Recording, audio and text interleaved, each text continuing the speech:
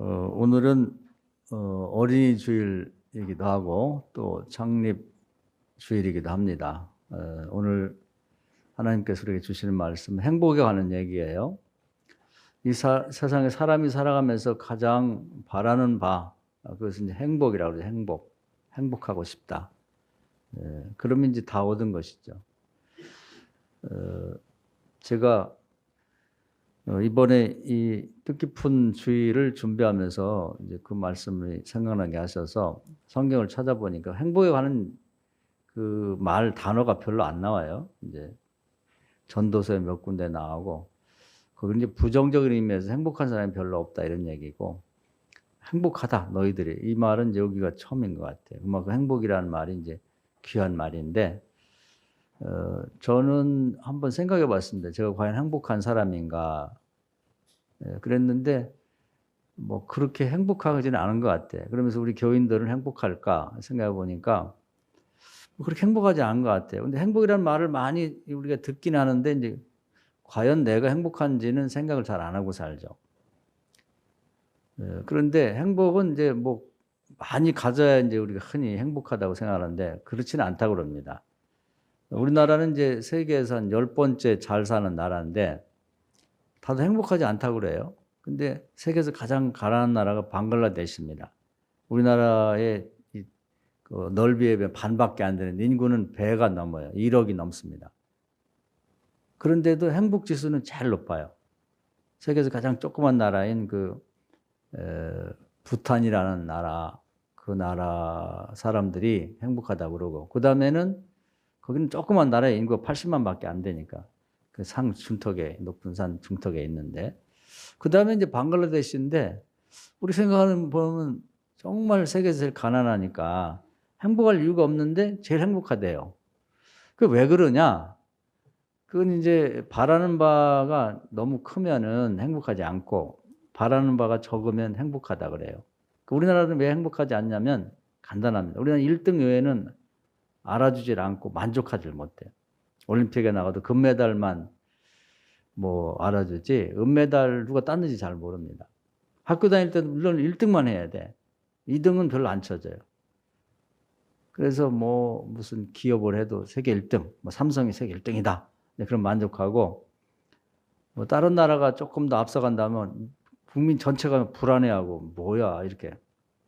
근데 우리는 항상 1등만 생각하니까 물론 발전도 하고 짧은 기간 내에 뭐 나라가 부유하게도 되고 이렇게 됐지만 대신에 행복감은 없는 거지. 왜냐하면 1등은 하나밖에 없잖아요. 그러면 100명이 모인 중에 한 사람만 행복하고 나머지 99명은 행복하지 못한 거지. 그래서 행복이라고 하는 것이 무언가를 한번 이 가정의 달이자 또 어린이 주일 또 우리 창립 주일 한번 생각해 봅니다. 우리 교인은 교회를 그동안 34년 동안 고생들 많이 하고 수고 많이 했는데 행복한가? 또 우리 아이들은 가정에 다 있는데 우리 아이들은 또 손자들은 행복한가? 또 정작 나는 행복한 걸 한번 생각해 보자 그 말이죠. 그걸 생각하지 않으면 이제 행복을 모르고 사는 거예요, 평생. 그러면 기본적으로는 불행하는 거예요. 불행해. 나는 그냥 뭔가 불행해. 그럼 어떻게 해야 행복한가? 그걸 모르고 사는 것이죠. 그래서 전도서에 보면은 제일 불행한 사람이 뭐냐면 뭐 자녀도 많고 재물도 많고 뭐 명예도 많지만 누리지 못하는 사람이 제일 불행하다 이렇게 돼요. 그걸 누리지 못하는 걸 불행하다고 생각합니다. 그래서 오늘은 행복이 뭔가에 대해서 한번 생각입니다. 요즘에 아이들 유행어 중에 소확행이라는 말이 있어요. 저도 잘 몰라고 한번 찾아봤습니다. 그러니까 소가 작다는 뜻이에요. 소소한 또는 작은, 그렇지만 확실한 행복. 그것을 소확행이라고 줄여가지고. 여러분 들어보셨을 거예요. 근데 이제 무라카미 하루키라고 일본 사람이 수필을 썼는데 소확행에 대해서 썼어요. 뭐라 그러냐면 자기는 소소한 행복이 뭐냐면 이렇게 갓 구운 빵을 우리는 찾아보기 어렵죠. 근데 이제 제가 이스라엘이나 뭐 유럽에 가보니까 터키 특히 이렇게 빵을 화덕에다가 우리나라는 그렇게 구는 데가 없는 것 같아요. 그게 이제 힘들거든. 막 불대 갖고 이렇게 화덕 만들어 갖고 거기다가 금방 구워서 내놓았는데 그거 뭐 단 것도 아니고 그런데 그냥 굉장히 맛있더라고요. 속에는 쫀득쫀득하고 이렇게 포근포근하고 겉에는 살짝 그렇게 바삭바삭하게 구워졌는데 뭐 그냥 먹어도 맛이 있어요. 근데 고소한 냄새가 나고. 근데 그 양반이 그런 것 같아. 갓 구운 빵을 손으로 이렇게 찢어서 먹을 때 행복하다. 그거 먹을 때마다 행복하다는 거지. 여러분은 어떤 때 행복을 느끼는가 한번 생각해 보시라는 거예요. 그 다음에 그 양반이 뭔 얘기 했냐면 그 속옷을 깨끗하게 빨아가지고 이렇게 서랍을 열었을 때 차곡차곡 이렇게 쌓여져 있는 거 봤을 때 저도 그건 행복한 것 같아요. 속옷을 깨끗하게 빨아갖고 잘 접어서 이렇게 갈아입으려고 보면 이제 꺼낼 때 기분이 그게 좋다는 거예요. 그리고 또 한 가지는 이제 잘 세탁된 그 티셔츠 같은 거 이렇게 목에다 끼잖아요. 그럴 때 이제 아주 신선한 그 면에서 나는 냄새가 있단 말이에요. 그 향기 냄새를 맡을 때 아주 행복하다. 행복이라는 건 이제 대단한 게 아니고 그건 이제 각자 다른 포인트가 있어요. 그래서 그 행복을 본인이 찾는 게 중요합니다. 그래서 행복이 옛날에 느끼지 못했던 행복을 느끼는 게 있죠. 지난번에는 요즘에 꽃꽂이들 하느라 애를 많이 쓰시고 좋은 꽃을 이렇게 해서 너무 감사한데 우리 최경수 권사님하고 이제 꽃시장 한번 간 일이 있어요. 한번 가보겠다고 그래서 새벽에 간 일이 있는데 쭉 같이 얘기하다가 그런 얘기를 들었습니다. 뭐냐면 과거에는 꽃이 이쁘질 않았대. 그리고 특히 이제 뭐 꽃다발 이런 거 누가 주고받고 하면 아니 저 비싼 거 조금 있으면 다 시들어 빠질 텐데 왜 돈 없애고 저런 걸 꽃다발을 주고받고 그러냐. 차라리 돈을 주지. 뭐 그랬는데 요즘에 꽃이 아름다운 걸 느끼겠다는 거예요. 그래서 얼마나 이쁜지 그냥 밖에 보면 벚꽃도 피고 뭐 진달래, 개나리 같은 거 너무 이쁘다. 그래서 이제 비로소 꽃이 이쁘고 좋은 걸 깨닫게 됐다는데 그건 이제 행복이죠, 행복. 그래서 이제 꽃을 갖다가 이제 집에 꽂아놓고 보기도 하고. 그런데 이렇게 관심을 갖고 보면요, 꽃이라는 게 정말 예뻐요. 저도 이제 뭐 꽃시장에 따라서 가보면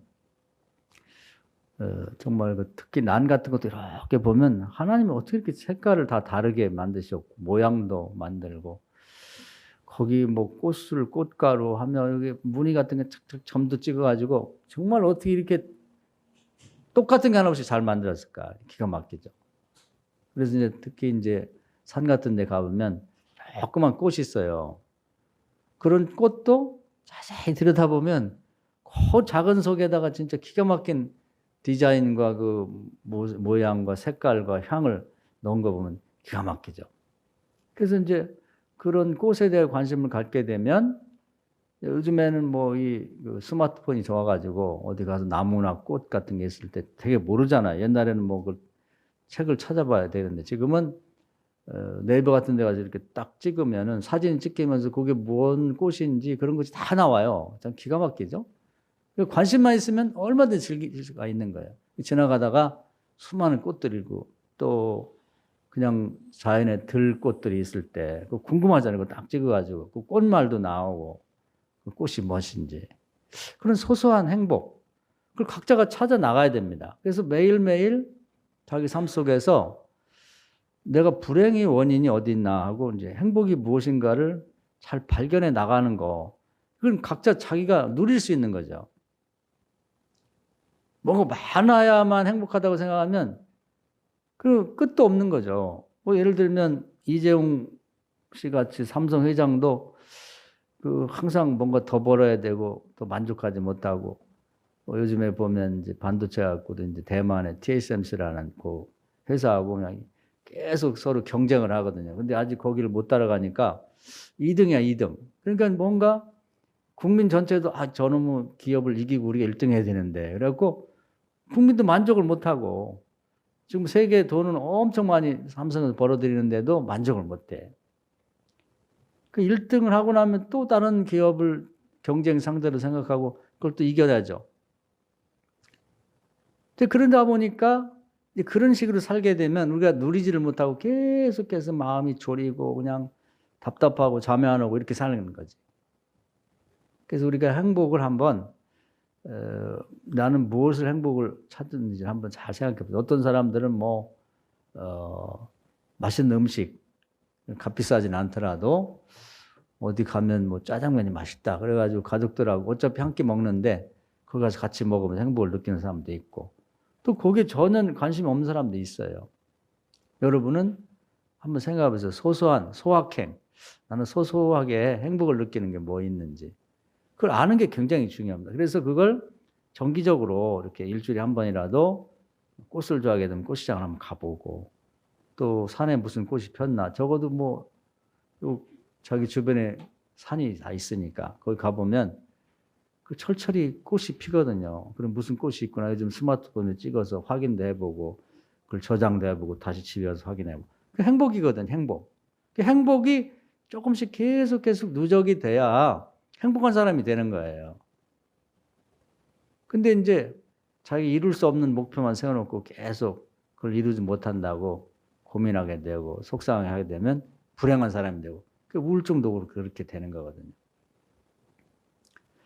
그래서 행복이 뭔가 제가 이렇게 정의를 보니까 뭐 사람마다 다 다릅니다만은 만족하고 즐거운 기분, 상태 이런 거예요. 만족하고 즐거운 거. 만족한 것이 뭔가 한 가지라도 있어야 되는 거지. 다 만족할 수는 없지만. 그걸 한번 찾아보세요. 할렐루야. 교회 다니면서도 뭔가 만족하고 즐거운 것을 여러분 교회 안에 찾아야 되는 거예요. 뭐 꽃꽂이를 잘 있고 뭐 깨끗하게 교회를 청소하고 났을 때 좋을 수도 있고 또 우리 요즘에 김영수 권사님이 너무 감사한데 방역을 싹 하고 이제 이번 주에도 교인들이 건강하게 예배 드리겠구나. 그거 만족하죠. 교인들도 너무 즐거워 고맙고 힘들잖아요. 와서 해주니까. 그래서 아유 감사해요. 저도 너무 감사하죠. 안 해도 그만이고 뭐 안 하면 어떡하겠어요. 그런데 교인들 건강을 해주니까 그 행복한 거지. 그리고 권사님도 보면 그거 행복한 것 같아. 그런 거 이제 찾으라는 거지. 찾아 이렇게. 뭐 요즘에 우리 강용식 권사님이 이제 전기를 해결해서 너무 감사한데 늘 즐겁게 일하시니까 제가 전화하기도 편해요. 뭐가 문제 있으면 득달같이 전화하면 예, 제가 해야죠. 이렇게. 그 행복. 교회 일도 좀 행복하게. 뭔가 내가 지금 뭐 이게 찬양대도 없어지고 그래서 아쉬운데 또 찬양을 한다든지 과거에는 이렇게 식사도 좀 잘 준비해서 교인들이 오늘 음식이 너무 맛있어요. 뭐 이렇게 그런 얘기 들을 때 행복. 그 교회도 다니면서 뭔가 만족하고 즐거운 일을 찾으라 그 말이에요. 또 가정도 마찬가지예요. 가정에서도 각자가 행복한지. 그 가정에도 뭐 저도 가정이 있습니다만은 아기들도 이제 우리 이제 손자도 이제 이틀 밤 잤어요. 오늘 어젯밤 자고 그저께 밤 잤는데 그 이제 애가 행복한지를 이제 관심을 갖는 거죠. 뭐 손자 하나밖에 없으니까. 그 어떻게 하면 행복할까 생각해 보니까 얘기를 잘 들어주는 거예요. 이렇게 뭐 애가 원하는 건 뭐 엄청난 걸 원하는 게 아니거든요. 뭐 같이 놀아달라, 뭐 그림 같이 그려달라, 뭐 이제 관심을 갖고 이렇게 이제 얘기를 들어주고 해달라는 걸 그냥 해주는 거지. 눈높이를 애기한테 맞춰서. 근데 애기도 가만히 요즘에 제가 애기를 관심을 갖고 보니까 다 생각이 있어요. 그냥 관심 없으면 뭐 그냥 시끄럽고 떠들기나 하고 뛰기나 그런 것 같은데 그래서 오늘 어린이 주일이기도 하니까 여러분이 한번 여러분 자식들이 어린 자식이나 손주들이 관심을 좀 갖고 이렇게 들어보란 말이에요. 애들이 뭘 생각하고 얘들 나름대로 그 자기들 세계가 있단 말이에요. 강아지나 이것들도 어리지만 또 이제 미물같이 보이지만 다 생각이 있단 말이에요. 울기도 하고 좋아하기도 하고. 그 전에 보니까 고양인가 그 한 마리가 지 새끼가 아프다고 물고 병원에 왔더라고. 의사한테 고쳐달라고. 야, 그거 나 보고 야, 이게 참 그 고양이나 개들을 무시할 게 아니구나. 어? 그래서 기가 막히죠? 그래서 의사가 받아가지고 고쳐줬다는 거야. 우리 손자들 보면 다 생각이 있어요. 그래서 뭐 물어보면은 또 이제 배운 대로 하는 것 같아. 뭐 지난번에 가끔 깜짝깜짝 놀랐는데 뭐 택시를 제 엄마하고 같이 탔는데 그 기사하고 그러더래. 그런데 교회는 다니세요? 예수 믿으세요? 그러더라는 거야. 또 지난번에는 집에서 나가면서 지 이모 보고 이모 예수 잘 믿어 그러고 근데 이제 그게 뭔가 그동안에 이제 듣고 본 것이 있으니까 자기 나름대로 생각을 하고 제가 생각을 하고 저러는 건가 그런 어제도 이렇게 제 방에 제가 일하는 데 와갖고 서 있는 거울이 있어요. 그런데 빛을 갖고 싹 빛더라고 그러더니 할아버지 어때? 그래서 예쁜데 그러니까 대박이지 이러더라고. 그래서 아니 대박이란 말을 제가 알고 하는 얘기인지 모르고 하는 얘기인지 그 생각이 다 있다는 거죠. 제가 하고 싶은 얘기 그거예요. 그래서 좀 다른 때는 몰라도 어린이 주일날은 좀 이렇게 얘기를 좀 관심 갖고 들어보면 좋겠다는 거예요. 그리고 지금 이제 어린이집 다니다가 이제 유치원으로 옮겼어요. 그런데 어린이집 다닐 때 그 좋아하는 여자애가 있었어. 그래서 너 그 아이 이제 옮겼으니까 지금도 생각나? 또 아직도 좋아해. 그러니까 지금 안 좋아하는데 왜 안 좋아하냐니까 새로 간 유치원에 친구가 여자친구 3명이 생겼는데 그 중에 하나가 너무 좋대. 그 왜 좋냐 그러니까 이제 키가 더 크대요.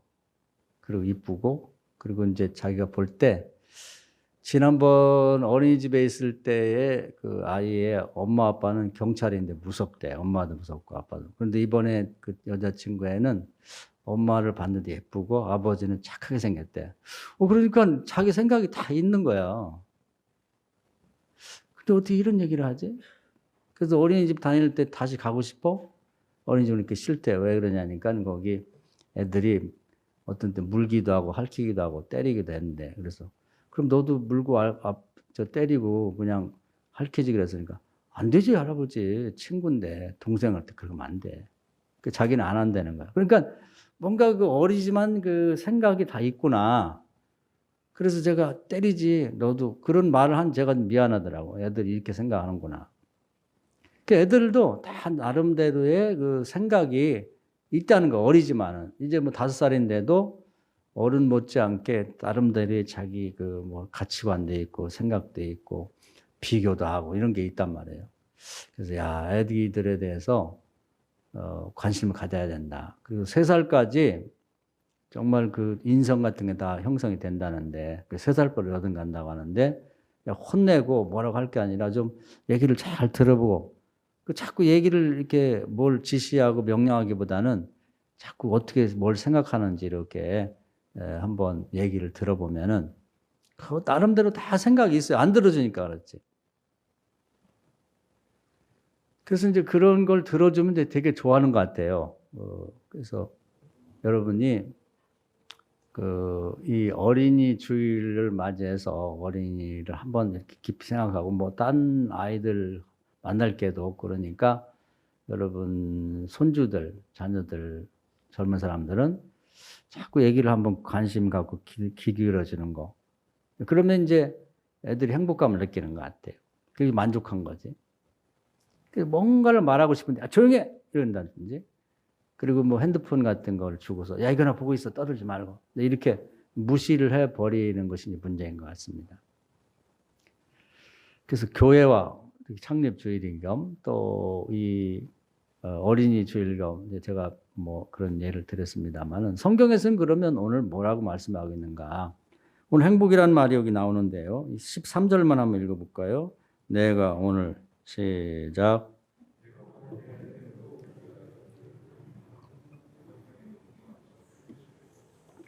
네, 행복. 여기 행복이라는 말이 딱 나오죠. 근데 이게 굉장히 성경에서는 특히 번역된 성경에서는 잘 안 나오는 이제 귀한 단어입니다. 그래서 우리도 이제 행복하고 다 하는 거예요. 알고 보면 행복하려고 공부도 하고 행복하려고 돈도 모으려고 행복하려고 집도 마련하려고 다 행복과 관련이 있거든요. 근데 이거 어떻게 행복하는지를 잘 모르는 거지. 그래서 오늘은 이 성경에서 말하는 행복은 조건이 뭔가 하는 얘기입니다. 여기 보면 그 행복하려면 하나님께서 내게 명하는 여호와의 명령과 규례를 잘 지키라. 그럼 행복하다 그 말이에요. 근데 이게 신명기 28장하고는 관련이 있습니다. 쭉 가보면 너희가 복을 받으려면은 나가도 들어가도 복을 받고 자식도 잘 되고 농사 잘 되고 가축도 잘 된다. 그런 행복한 거거든요. 그러려면 하나님 말씀을 잘 순종하라는 거예요. 하나님 말씀을 잘 알고 순종해라. 그러면 불행해지려면 불행을 이제 다른 말로 저주라고 하는데 저주 받으려면 어떻게 하냐? 하나님 말씀을 모른다든지 알아도 실천하지 않는. 그러면 나가도 들어가도 저주받고 자식도 저주받고 농사도 안 되고 저주받고 가축도 안 되고 저주받고. 그러니까 불행한 거죠. 그래서 이제 그 30장에 보면 뭐라고 하냐면 선택을 해라. 또 저주받을래, 축복받을래. 근데 본인이 선택하는 거예요. 그래서 우리 지난번도 얘기했습니다만은 세상 사람들은 운명이라 그래요. 한번 정해진 운명은 바꿀 수가 없다. 또 뭐 다른 말은 다 팔자소관이야. 다 잘 되는 것도 팔자소관, 못 되는 것도 팔자소관, 병 들고 사고 나는 것도 다 그렇게 될 예정돼 있고 어쩔 수가 없어. 피할 수 없는 거지 운명은. 이렇게 말하는데 그건 전혀 믿음 없는 사람들 얘기예요. 성경에 보면은 자기의 운명은 선택하는 거예요. 할렐루야. 그 점을 분명히 가져야 되는 거예요. 내가 얼마든지 오늘 이제 여러분 작정하고 선택하면 여러분이 행복한 삶을 살 수가 있는 거죠. 그래서 하나님이 28장에 그런 정보를 제공한 다음에 30장에서는 내 앞에 행복과, 그러니까 복과 저주가 있고 사망과 생명이 있는데 뭘 선택할래? 열쇠는 너한테 주어졌어. 선택권이 너에게 주어졌으니까 네가 복받는 길을 선택하라는 거죠. 그걸 분명히 알아야 돼요. 그래서 복받는 길을 선택해 나가게 되면 그러면 거기에서 이제 내가 행복감이 있는 거죠. 행복. 성경에 보면 이제 그런 다양하게 소개가 됐어요. 우리 살아가는데 충분할 정도. 내가 이 자본주의 사회 속에는 물질이 필요하다. 가난은 뭐 죄는 아니지만은 불편하죠. 가난하게 되면. 근데 부유하게 살고 싶죠. 우리 하나님도 말씀했어요. 내 백성들이 좀 부유해져서 나눠주고 살면 좋겠다. 끌어다니지 말고. 그렇게 말씀하셨거든요. 그럼 이제 그 분야에 관해서 여기 명령과 규례가 뭔가. 그걸 한번 찾아보는 거지, 성경에서. 답을 거기서 찾는 거예요. 그런 다음에 거기서 가르쳐 준 대로 믿음을 갖고 계속 해보는 거예요. 믿음을 갖고. 그래서 무슨 자본주의 사회에 우리가 살고 있기 때문에 제가 늘 말씀을 많이 드리죠. 반복해서. 여러분 귀에 딱지가 않도록. 800번을 해야 믿음이 생긴다는 말도 있기 때문에 저 계속 얘기하는 거예요. 그 얘기가 그 얘기 같은데 그 음악에도 한번 제가 소개했죠. 변주라는 게 있어요. 변주. 조금씩 변하는 그 노래가 그 노래 같은데 달라요. 즉 바하라는 사람이 그런 이제 변주곡을 많이 만들었는데 그 비슷비슷한데 조금씩 음을 달라가지고 하는데 이제 처음과 끝은 다르죠. 그렇지만 조금씩 다른 거지. 그러니까 복음을 전하는 것도 그런 얘기예요. 한 얘기 또 하고 또 하는데 조금씩 달라. 예화도 달라지고 그 성경에 이제 유사한 성경 구절이 많으니까 그걸 계속. 왜 그러냐면 그 마음판에 새겨지도록 하는 거예요. 마음판에 새겨지도록. 정으로 돌비를 탁탁탁탁 돌에다 비석 새기듯이 우리 마음판은 신비라 그래요. 돌비석하고 똑같은 거예요. 벽창호 같거든. 마음이 잘 안 변해요. 그래서 거기다가 같은 말씀 비슷한 말씀 계속 톡톡톡톡 때려가지고 새겨지도록 하는 거지. 자율신경에다 내장이 되도록 그럼 자동적으로 움직이도록. 그래서 제가 이 자본주의 사회를 우리가 어차피 살아가잖아요. 공산주의가 아니니까. 그럼 여기서 물질과 관련해서는 어떻게 되느냐. 행복하려면 물질도 있어야 행복하죠. 없으면 불행하잖아. 당장. 그럼 성경에 보면 명령과 규례가 있단 말이에요.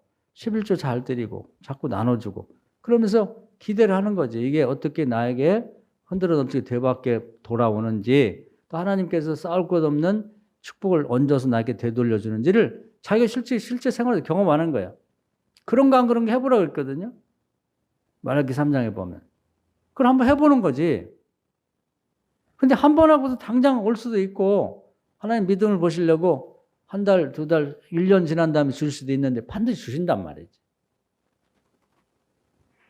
그래서 뭔가 성경에서 말하는 행복을 위해서 물질과 관련해서는 한번 성경을 따라서 추구해보고 뭐 세상에서는 다른 방법을 많이 얘기하죠. 복권. 우리 집 밑에도 그 복권집이 있는데 1등이 2번 됐대요. 근데 뭐 사람들이 계속 와서 사요. 이제 명당짜리라고 그래.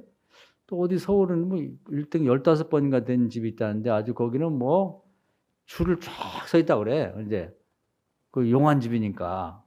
근데 이제 그걸 뭐 나무랄 수는 없죠. 왜냐하면 어떻게든지 좀 어려우니까 한 번에 막 몇십억도 되니까 그러면 인생 역전하니까 이제 그런 방법이 있고 뭐 요즘 주식을 해야 된다, 뭐 부동산을 해야 된다, 뭐 그런 얘기를 하면서 이제 돈 버는 방법을 가르치는데 그 이제 교회 하나님이 가르치는 방법은 다르죠. 또 그 일을 통해서 돈을 버는 사람도 있으니까 또 그걸 뭐 좋다 나쁘다 말할 수 없는 거죠. 그건 마치 인생은 운명이야 정해졌어 이렇게 말하는 거 똑같은 거예요. 그 세상적인 방법으로 그렇게 하는 거고. 우리 하나님을 믿으니까 하나님이 가르쳐준 방법을 한번 따라서 해보는 거지.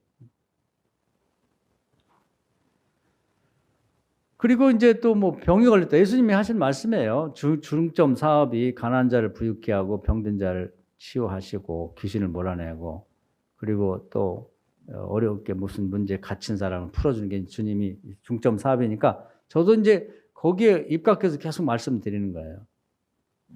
그럼 병이 있다, 병이 생겼다 그러면 이제 성령을 구해야죠. 계속해서 아픈 데를 놓고 이제 본인이 기도하든 가족들이 기도를 하든 뭐 단목사를 만나면 기도받든 계속 기도해서 어떻게 치유가 되냐면 하박국 3장에 나와 있어요. 하나님께서 치유의 광선을 믿음을 갖고 이렇게 얹고 기도하는 손을 통해서 보낸다는 거예요. 그러면 치유가 되는 거예요. 할렐루야. 어떤 특정인이 그렇게 뭐 대단한 능력을 가진 게 아니라 그건 약속이 있거든요. 그러니까 안수받고 그러고 안수하는 게 그게 괜히 그냥 뭐 남 보기 무슨 멋지게 보이려고 하는 게 아니란 말이에요. 그럼 몇 번을 해야 그 치유의 강성이 나오겠나? 그건 모르지. 그건 하나님이 숫자는 정하시는 거니까. 제가 어떤 그 치유를 대단하게 했던 분 얘기를 한번 소개를 가끔 드렸죠. 그분은 이 교인 중 하나가 이 뒤에 그 김일성이처럼 이렇게 암덩어리가 있었단 말이에요, 여기에. 암이 있어요. 근데 그 당사자한테 믿으면 주님이 치유할 것이라고. 아멘. 그래서 이제 기도를 했어요. 안수기도를 했다고. 근데 암덩어리 그냥 있어. 김일성이 죽을 때까지 있던 것처럼. 그런데 본인은 이제 사람들이 아유 암덩어리 때문에 걱정이네. 어떻게 그거 안 낫고 그냥. 아니 저 났어요. 아니 거기 있는데 뭐가 나? 기도받았고 하나님이 기도하면 치유해야 된다. 근데 난 줄 믿습니다. 믿음이 중요한 거예요. 믿음의 고백이. 근데 이제 때와 기한은 하나님이 정하는 거니까 여러분 아픈데 그 오늘 제가 잠깐 이따가 기도해 드릴게요. 그냥 여기서 공개적으로. 그러면 여러분 아픈데 손 얹고 기도하시고 나 치료됐다고 믿으세요. 할렐루야. 근데 이제 그게 암덩어리가 언제 없어질지는 이제 하나님이 하실 문제예요.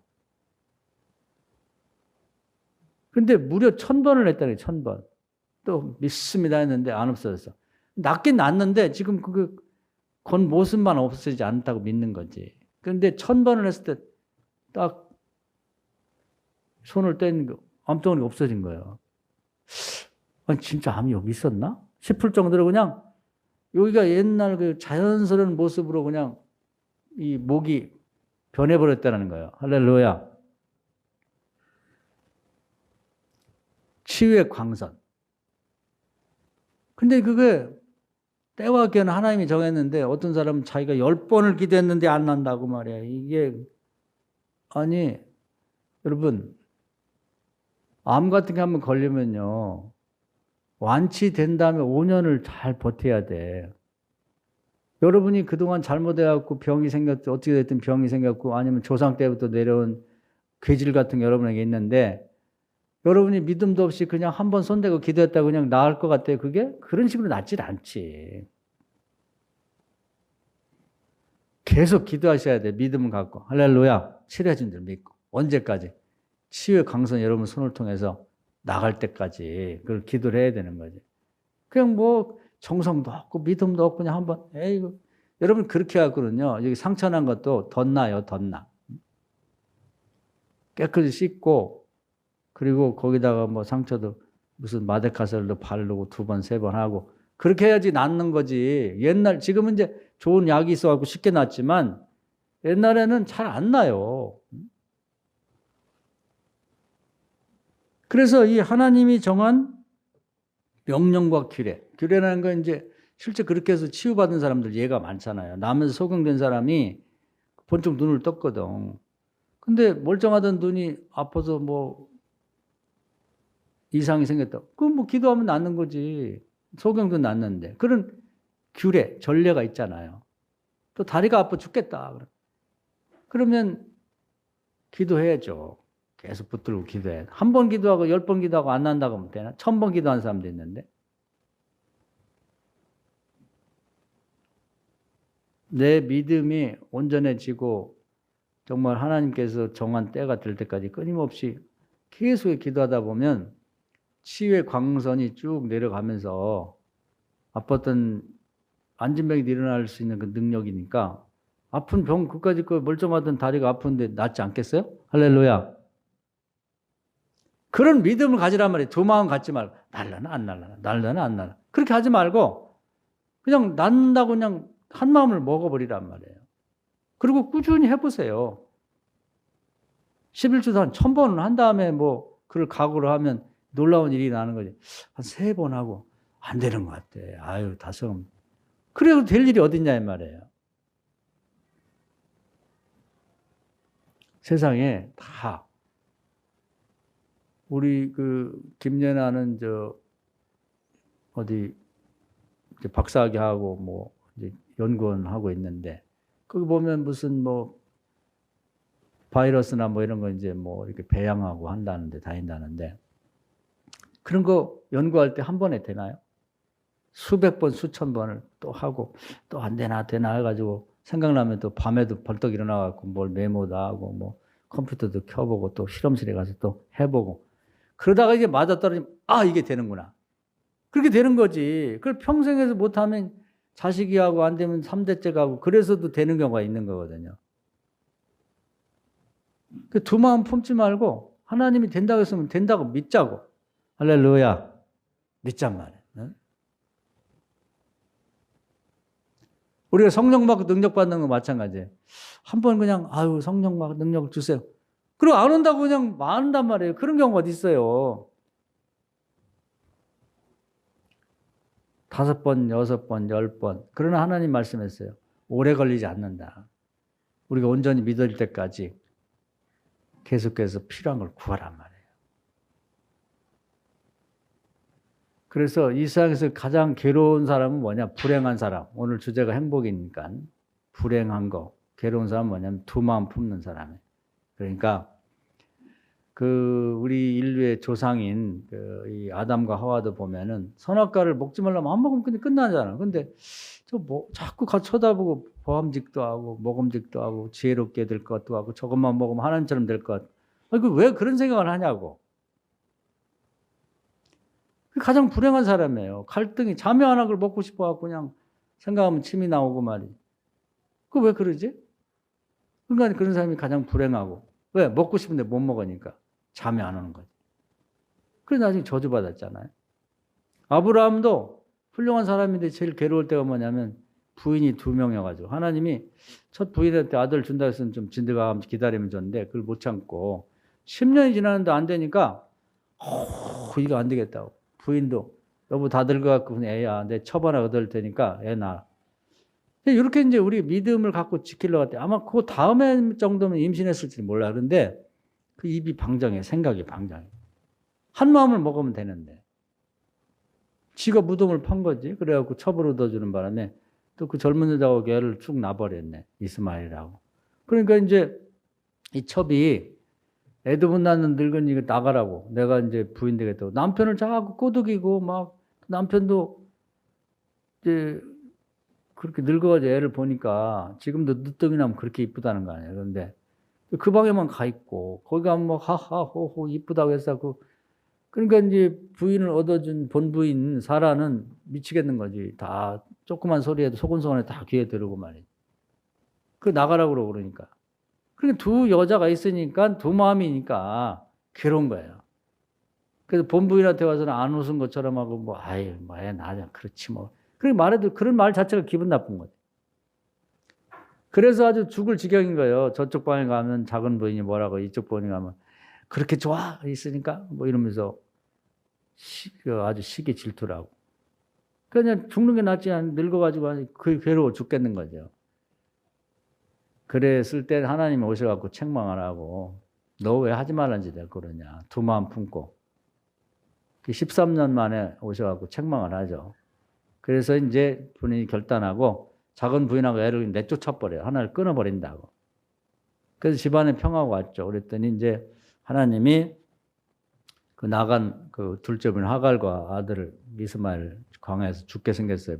먹을 게 다 떨어지고. 그러니까 야, 너 주제를 파괴해야지. 네가 본부인을 내쫓고 그러면 되냐. 응? 가서 잘못했다고 그러고 앞으로 덤비지 말고 너는 신분이 종이야. 그러니까 종으로 살아. 알았습니다. 그래서 이제 집안의 평화가 찾아왔죠. 위계질서가 딱 잡히면서. 그렇지만 그동안 동안에 얼마나 불행했는지 모르는데 행복이 다시 찾아온 거예요. 그래서 우리가 이 하나님 말씀하는 불행과 행복에는 그 하나님 말씀대로 한 마음 갖고 사는 거. 이게 이제 행복의 시작이에요.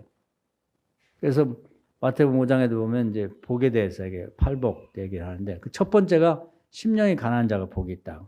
두 마음 품지 말라는 거예요. 야고보서 1장에도 보면은 두 마음 품지 말라. 두 마음을 품은 자는 하나님께 뭘 얻을 생각하지 말라는 거예요. 그래서 오늘은 두 마음을 정리를 하셔야 돼. 정리. 한 마음으로. 가정도 한 마음. 교회도 한 마음. 또 이 자식들과 관계도 그렇고 여러분 생활 속에서 한 마음을 항상 갖도록 노력을 하셔야 돼요. 바울 사도도 이제 그 로마서 7장에 보면 내가 두 마음 때문에 괴로워 죽겠다. 하나는 성령의 법, 하나는 육신의 법인데 이것 때문에 나는 오우라 곤고한 자로다. 누가 나를 이 사망의 골짜기에서 음침한 골짜기에 나를 구원해 주랴. 두 마음을 가지는 건요. 거의 사망의 음침한 골짜기에 있는 것처럼 괴로운 거예요. 아브라함이 그 두 부인 사이에서 어떻게 할 수도 없고 저렇게 할 수도 없고 그런 두 마음 괴로웠죠. 바울도. 그래서 이제 8장에 보면 한 마음을 떼어 버린 거예요. 그 뭘 버렸냐면 지난번에 언급했죠. 바울이 워낙 가진 게 많았어요. 그 당시 최고의 그 가말리엘 문화라고 하는 그 학교, 율법학교 거기 그 당시 최고의 그 율법 학자가 가말리엘이라는 분인데 그 밑에 가서 사사를 받았거든요. 돈 많이 들여. 그래서 그 당시에나 지금이나 유대인들은 랍비, 율법 선생이 최고 인기가 높아요. 근데 율법 선생이 됐는데도 가장 좋은 학교에서 가장 좋은 스승 밑에서 수제자로서 정말 알아주는 선생이 됐단 말이에요. 그 명예죠. 그리고 로마 시민권도 있지. 또 바리새파 귀족이지. 돈 많은 부자지. 야, 이거 거기에 그냥 마음이 다 거기 있었거든요. 뭐 자부심이 있고 뭐 어디 나가면 떳떳하게 아주 의시되고 다녔는데 예수님 믿는 거 아니까 예수님이 그 부자 청년한테 한 얘기가 다 팔아서 남 주고 똥오줌처럼 버리고 나를 따르라. 그거 힘들죠. 쉽지 않은 거예요. 두 마음. 한 마음은 아니 귀족이 어딘데 어디 가면 그냥 바리새파 귀족 오셨네요. 높은 자리에요. 다들 존경합니다. 율법학자 오셨는데 가장 높은 자리에서 한 말씀 해주시죠. 선생님. 또 정치인들이 모인 데에 가면 아들 뭐 서로 못 갖는 못까지 안달인 로마 시민권자라고 다 그냥 대우받고 너무 좋잖아요. 또 부자야. 그래서 무슨 일 있으면 탁탁 얼마씩 내놓고 가면 감사하고 곱슬거리고. 이게 너무 많은 거지 좋은 게. 그걸 다 버리라고 예수님만 따르라고. 고민되거든요. 거기서 그 갈등을 많이 했을 거예요. 그냥 우리 생각에는 바울이니까 뭐 탁 다 내놓고 그까짓 거 버리지 뭐. 그렇게 할 수 없어요. 그 부자 청년은 돈 그가 한가할밖에 없어. 그 사람은 귀족도 아니고 랍비도 아니고 그리고 뭐 로마 시민권 가진 것도 아니고 돈 하나밖에 없었는데 그것도 못 버려갖고 예수님 버리고 갔잖아요. 근데 자기는 다 가졌거든. 그 당시 가질 수 있는 거 다 가졌어요. 오라 나는 곤고한 자로다. 그게 이제 이해가 간다고. 여러분 같으면 어떨 것 같아요? 그거 버릴 수 있을 것 같을까? 여러분 가진 거 별거 없는데도 그걸 못 버려가지고 그 취미니 그리고 그거 그걸 못 버려. 그 주님, 좀 더 자자, 좀 더 눕자. 뭐 하여튼, 그 별거 아닌 거. 그것도 못 버려. 주님을 못 따르거든. 크게 버려야 크게 얻는 거지. 근데 바울은 그걸 싹 버렸단 말이에요. 아, 그 버리는 데부터 이 양반이 이제 인생이, 새로운 인생이 시작된 거예요. 심령이 가난해진 거예요. 두 마음을 품지 않고 딱 주님을 생각하고 주님만 따르기로 결심한 거예요. 그래서 행복해진 거예요. 행복한 거. 예수님 이후에 아마 바울이 제일 행복한 사람 같아요.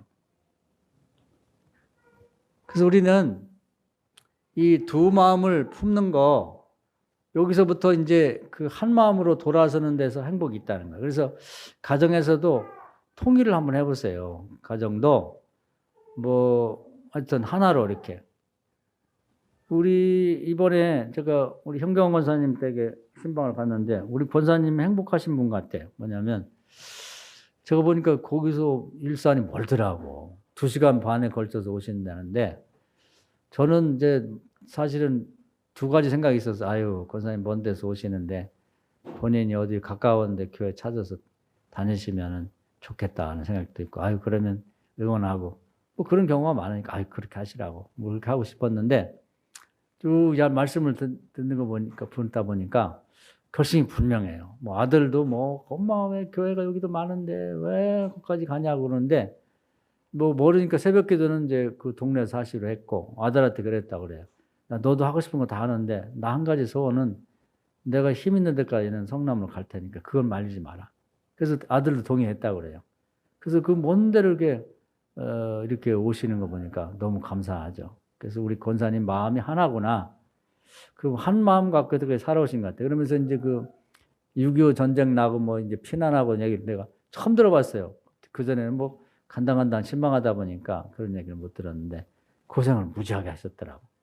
그래서 그때 너무 먹을 것도 없고 입을 것도 없이 고생하셔갖고 지금도 아끼는 게 아주 몸에 뱄다. 그래서 그런 말씀하는 거 들었는데 우리 권사님이 그런 한 마음을 가지니까 행복한 분 같아요. 할렐루야. 행복한 거지. 한 마음, 교회를 다닐 때도 이 교회로 갈까, 저 교회로 갈까, 뭐. 그 두 마음 품으면 이제 괴로운 거지. 그리고 또 여러분이 뭐 수입이 생길 때 될까 말까 이런 마음, 그건 괴로운 거예요. 그게 두 마음. 그 두 마음이 항상 괴로운 거예요. 그 뭐든지 한 마음을 갖고 사는 것이 행복의 가장 필요한 조건이라는 거예요. 이건 주님이 지금 하신 말씀이거든요. 그래서 모든 말씀이 무슨 생활 속에서 성경에 있는 말씀이 있거든. 그걸 그냥 주님 말씀만 딱 챙기고 나머지는 다 버리는 거예요. 버려. 그리고 그대로 사는 거죠. 그리고 결과는 하나님께 맡기는 거죠. 여러분 그렇게 해보세요. 할렐루야. 그게 행복의 조건이라고. 그것만 하면 행복이 되는 거지. 그 얘기예요. 내가 오늘 내 행복을 위하여. 행복을 위해서 하나님이 주는 충고잖아요. 내게 명하는 여호와의 명령과 규례를 지킬 것이 아니냐. 지키라 그 말이지. 이게 행복의 하나님이 정한 요건이란 말이에요. 요것만 지키면 행복해지는 거예요. 근데 이걸 안 지키는 순간부터 그 부분이 불행해지는 거지. 물질의 문제는 이제 거기 하나님 말씀대로 할까 말까 하면 물질 때문에 평생 고생하는 거지. 그 문제 해결 안 돼요. 건강. 아프면 치유의 광선이 내려갈 때까지 계속 반복해서 1000번이든 10,000번이든. 그럼 예를 들어 다리가 너무 아파, 무릎이 아파가지고 병원 가도 못 고치는 경우가 있어요. 못 고쳐. 허리도 어느 정도 될 때 고치는 거지 뼈가 다 부서지면요. 그 인공 관절을 넣으면 그 옆에 게 또 무너져. 또 고치고 나면 그 위에 게 또 무너지는데 끝도 없어요. 근데 하나님이 치유해버리면 젊을 때 그냥 뼈를 확 가로져 버리신다고. 할렐루야. 그리고 그때부터 행복이 시작이 되는 거야.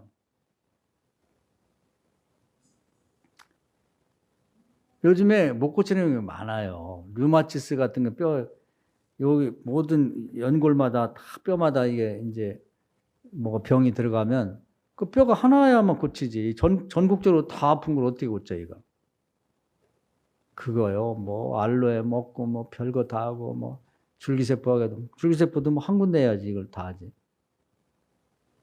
그러니까, 기본적으로는 유지하기 위해서 병원도 다니지만, 근본은 병원에서 못 고치는 병은 하나님이 고치는 거예요. 할렐루야. 언제? 계속 기도하세요. 치유의 강성이 나갈 때까지. 우리 가끔 제가 잘 간증 얘기를 하는데 우리 최재경 권사님도 그 전에 튀김하다가 얼굴이 튀었잖아.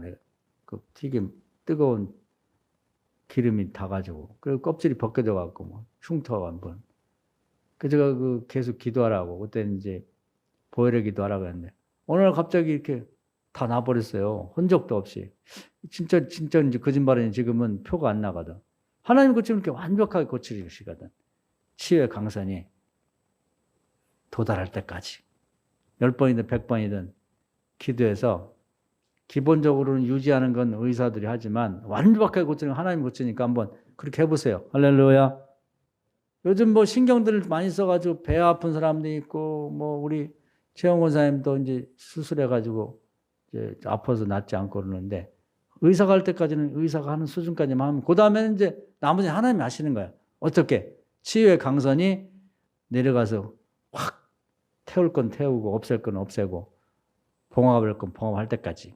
할렐루야. 계속 난 줄 믿고 믿습니다 하고 배 아픈 사람도 계속 배를 만지면서 계속해서 하다 보면 없어지는 거지. 응? 언제 없어지냐면 사실은요. 여러분이 딱 믿을 때 없어지는 거예요. 제가 간증했잖아요. 귀가. 안 났는데 딱 믿어지니까 순식간에 하나님 확 없애버리더라고. 이 이명을. 제가 해보지도 않고 하는 얘기가 아니에요. 믿읍시다. 할렐루야. 두 마음 품지 말고 한 마음. 그래서 오늘은 이제 여러분 아프면 기도하면 낫는다. 이 마음을 한 가지만 가져. 날라나? 안 날라? 왜 안 났지? 언제 났는지는 하나님이 그 시기는 결정할 거예요. 근데 그 시기는 제가 이렇게 경험해 보니까 여러분이 온전히 믿는 순간 그 시점이 딱 하나님이 이 성령의 불이 치유의 강성이 내려오는 시점이라고. 얘기를 들어보면 알아요. 요즘 어떠세요? 글쎄요. 해도 안 되나. 그런 믿음이 의심이 섞여 있으니까 안 되는 거지. 100% 온전한 믿음이 하면 되는 거예요. 근데 그걸 계속해서 신앙을 고백하고 하다 보면 100% 딱. 그 모든 면이 마찬가지거든. 아이들이 이제 그 과학 시간에 이제 이 햇빛을 모아가지고 불을 태우는 경우가 있단 말이에요. 종이대 같은 거 놓고. 근데 그 초점이 아주 가장 작은 초점으로 딱 맞을 때 불이 딱 붙는 거예요. 그럼 이 볼록 렌즈를 갖고 하는데 그 햇빛이 이만큼 동전만큼 커갖고는 1년 동안 있어도 불은 안 붙지. 정말 딱 그게 초점이 그냥 바늘끈만하게 딱 모이면 불이 딱 붙어요. 다 똑같은 거예요. 물을 10년을 끓여도 80도에서는 그게 김이 나고 끓질 않아요. 100도가 딱 되면 애들이 끓으나 어린이 끓이나 오늘 끓이나 내일 끓이나 딱 그것이 바글바글 끓으면서 기화가 되거든. 거기서 싹 수증기 올라간단 말이에요. 여러분의 기도도 100도 바늘 끌만한 초점이 딱 맞는 순간에 기도가 하늘로 싹 올라간다고 보면 되는 거예요. 할렐루야. 문제는 여러분이 믿음이 없는 거지. 그런 믿음이. 두 마음 갖고 그 두 마음이 하나로 딱 합쳐지는 순간에 거기서 기적이 나타나는 건데 생각도 두 마음, 두 생각, 마음도 두 마음, 말도 들어보면 두 마음 저렇게 해갖고 저런 말을 해가지고 저게 응답받겠네. 하나님 귀에 상달이 되는데 믿음이 없는 의심이 50%야. 어떤 사람은 90%는 의심이고 10%가 믿음인데 그거 갖고는 안 되거든요. 오늘 이제 이 말씀 행복하는 조건을 말씀드렸어요. 여러분이 불행하다고 생각하는 건 다 두 가지를 갖고 있기 때문에 생각하시고 가정도 그렇고 여러분 신앙도 그렇고 여러분 마음도 그렇고 직장도 그렇고 한 마음을 가지세요. 할렐루야. 그 한 마음은 뭐냐면 하나님 가르쳐준 말씀에 근거한 마음. 하나님이 나았다 그러면 나은 줄 믿으라고. 믿을 때까지 기도하시라고요. 아픈 데 있으면 오늘부터 한번 해보세요. 오늘 말씀 은혜가 되기를 주님의 이름으로 축원합니다. 행복해지시기를 주님의 이름으로 축원합니다. 자, 오늘은 마지막으로 제가요, 우리 통성을 기도했는데, 제가 치유의 기도를 한번 해드릴게요. 한번 아픈데 눈 감으시고, 여러분 아픈데 있죠? 예, 눈을 다 감으셔. 누가 어디 아픈데 손 얹나 쳐다보지 말고, 여러분 아픈데 손 얹으시고, 믿음을 가지세요. 하나님, 오늘도 귀한 말씀 은혜 주셔서 감사합니다. 우리 한 가지 기도를 믿음으로 해보게 됐는데, 아픈 곳이 있어가지고 행복하지 못합니다.